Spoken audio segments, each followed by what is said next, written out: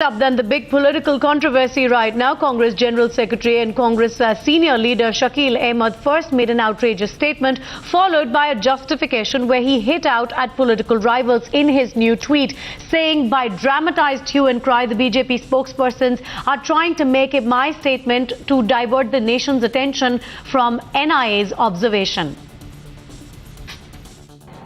देखिए, वो मेरा बयान नहीं है।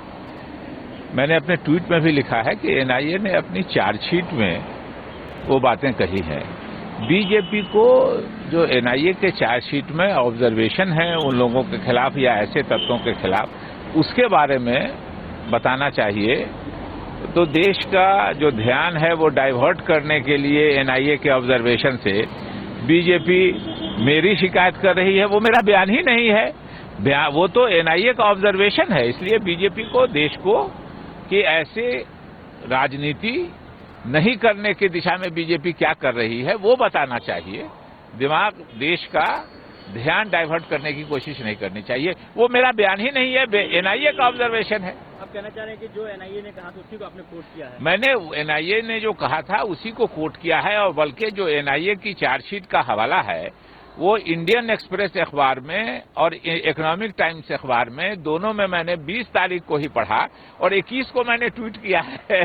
तो आप समझ लीजिए कि जो काम इंडियन एक्सप्रेस जैसा बड़ा अखबार, जो काम इकोनॉमिक टाइम्स जैसा बड़ा अखबार नहीं कर सका, वो शकील अहमद छोटे से आदमी के एक छोटे से ट्वीट ने कर दिया। Nandita now joins us live for more on this current political situation. Nandita, we'd seen earlier Shakeel Ahmed was kind of forced to issue a clarification. Yet after that, we saw some sort of a U-turn from the Congress, with Congress General Secretary Digvijay Singh coming out and really in a way sort of supporting Shakeel Ahmed's statement. Today again we've seen that the Congress stance has become much more aggressive. That is true. But remember, Tina, yesterday the official spokesperson of the Congress, Renuka Chaudhary, said that this is not the party line. In many instances in the past few years, we have seen different voices coming from the Congress, where there is a faction that is in a sense ambiguously led by Digvijay Singh, which usually has a separate point of view or a separate opinion on national issues than the official party line, and that seems to be the way the Congress has been working the past few years.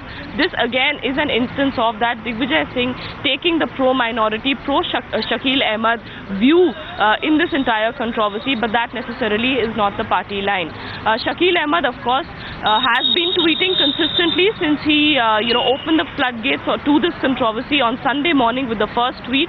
After that, 2 tweets yesterday, and today, of course, another one in the morning, after which he has said that he sticks by what he says, and he has, in a sense, attacked the BJP over this entire issue. So this controversy clearly refusing to die down, and even though the Congress has spoken otherwise officially, they are in no mood to really force this controversy per se to die down as well. Tina.